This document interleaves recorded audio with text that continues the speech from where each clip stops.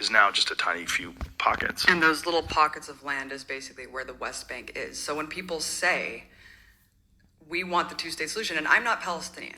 I advocate BDS, which we can talk about, because BDS is the Boycott, Divestment, Sanctions movement, and it's what American allies and allies of Palestinians can do to try to advocate that human rights are restored. So international law must be applied. Refugees must have the right to return. The occupation must end.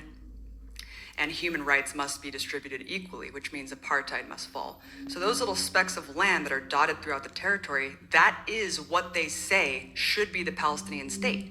How could the Palestinian state exist if it's already taken over and atomized by settlements? And when I was on the ground in the West Bank, it's hard to wrap your mind around the reality of it until you're there and you have to go through these military checkpoints. People hear, oh, it's under military occupation. They think of oh, there's a base, there's soldiers milling around. This is like fucking the US military in Iraq. This is dehumanizing, subjugating, humiliating occupation on a daily basis that you have to endure as a Palestinian, going from one place to the next. They set up giant concrete barricades blockading you just to make your life miserable. If they find something on you that can be construed as a weapon, you go to prison. You don't have a right to... There's a 99.9% conviction rate. You don't have a freedom. 99.